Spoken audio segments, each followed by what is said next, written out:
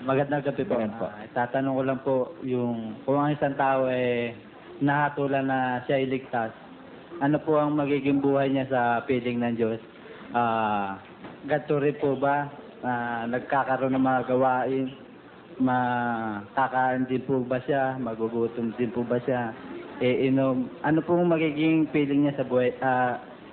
Magiging buhay niya sa piling ng Diyos? Ang unang-unang sagot ko ron, yung kung kakain ba, iinom pa, basahin natin yung Apokalipsis. Kaya't sila'y nasa harapan ng luklukan ng Diyos.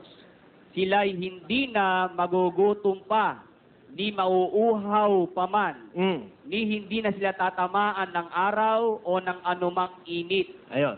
Sabi, sa primary information na sinasabi sa Apokalipsis, yung buhay doon, hindi ka na magugutom. Hindi ka na mauuhaw. Wala na kasing tiyan doon eh. Dito, kailangan natin ng tiyan to sustain life, ano? Pero doon, ang magsusustain ng life, yung power ng Diyos, na hindi na kailangan kang kumain para magmabuhay ka. Kaya doon, wala ng tiyan eh. Aalisin yun eh. Basahin natin, ha? Ang mga pagkain ay sa tiyan, at ang tiyan ay sa mga pagkain. Ngunit kapwa iwawasak ng Diyos, yaon at ang mga ito. Yun. Yung aalisin na ng Diyos yun eh. Ano? Kasi doon, hindi ka na magugutom, hindi ka na mauuhaw, wala nang sakit, wala nang panambasa. At papahirin niya ang bawat luha sa kanilang mga mata. At hindi na magkakaroon ng kamatayan. Hindi na magkakaroon pa ng dalamhati o ng pananambitan man, o ng hirap pa man.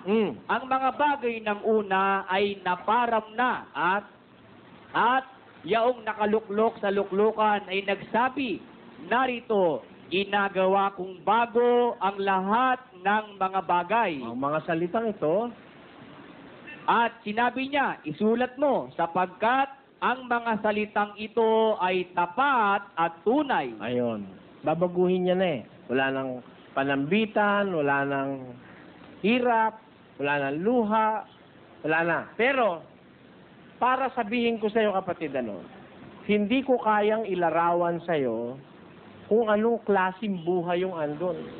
Meron lang tayong kaunting kaalaman. Hindi ka na magugutom, hindi ka na hindi ka na tatamaan ng init, hindi ka na papawisan, Pero, sa kabuuan niya, hindi ko pwede ipaliwanag. Hindi ko alam. Alam mo kung bakit? Pakinggan mo. Tatapwat gaya ng nasusulat ang mga bagay na hindi nakita ng mata, ni hindi narinig ng tainga, ni hindi pumasok sa puso ng tao. Anumang mga bagay na inihanda ng Diyos sa kanila na nangagsisiibig sa Kanya. Yun. Merong mga nakahandaan Diyos doon na sorpresa. Ang sabi, mga bagay na hindi nakita ng mata, hindi narinig ng tainga, hindi pumasok kailanman sa puso ng tao. Things that are unimaginable by human beings. Kaya yun isang kaligayahang hindi mo kayang ipaliwanag. Kasi walang nakakaalam na tao, hindi kayang maisip ng tao, hindi pa nakita ng mata, hindi pa narinig ng tainga, hindi pa pumasok sa puso ng tao. Ang mga bagay na ito, ang wikang inihanda ng Diyos sa kanila na nagsisiibig sa Kanya. Kaya yun hindi ko kayang i-define na buong-buo yun Pero ito, masasabi ko sa'yo, pag maliligtas ka, magiging para kang anghel.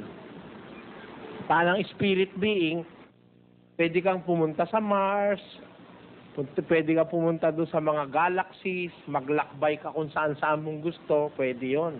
Nakahanda yun para sa mga lingkod ng Diyos Isipin mo, bakit gumawa ang Diyos ng mga lalaking planeta, mga galaxies, mga bituin, lalayo, Para kanino? Wala namang naninirahan doon ngayon. Nakahanda yan para sa mga magiging dapat sa Diyos. Siguro isang araw, matutupad yung kantang, Fly me to the moon and let me play among the stars. Let me see what spring is like on Jupiter and Mars. Pwede siguro mangyari yun dahil, Drukas. Sapagkat hindi na sila maaaring mga matay pa, sapagkat kahalintulad na sila ng mga anghel at sila'y mga anak ng Diyos. Palibhasi mga anak ng pagkabuhay na mag-uli. Wala ka ng kamatayan, para ka ng anghel. Ang anghel hindi pwedeng malimitahan ng space at saka ng matter, no? Pagka naiba na itong katawan mo, para ka ng anghel, wala nang limitasyon. Tayo, kaya lang hindi makabilis ng takbo, may matter tayo na meron tayong bahaging materya sa ating katawan. Pero pag naging purely spirit yan, ang espiritu hindi limitado ng space and time Hindi tumatanda ang espiritu. Hindi nagdi-disintegrate, hindi nag-undergo ng process of oxidation na kagaya na nangyayari sa material nating katawan. Kaya pagka nagtagumpay ka at naging dapat ka sa Diyos, you can just imagine kung ano magiging kalagayan mo. Para kang na nakawala sa koral siguro, no? Siguro, unang-una kong pupuntahan yung mga galaksing napapagbabasa ko sa kung dadatnang ko pa sila. Baka kaya kasamang tunawin ng Diyos yun, no? Kasi sabi sa Biblia, gusto ko rin ipaalam sa'yo, yung 2 Korinto 4:18.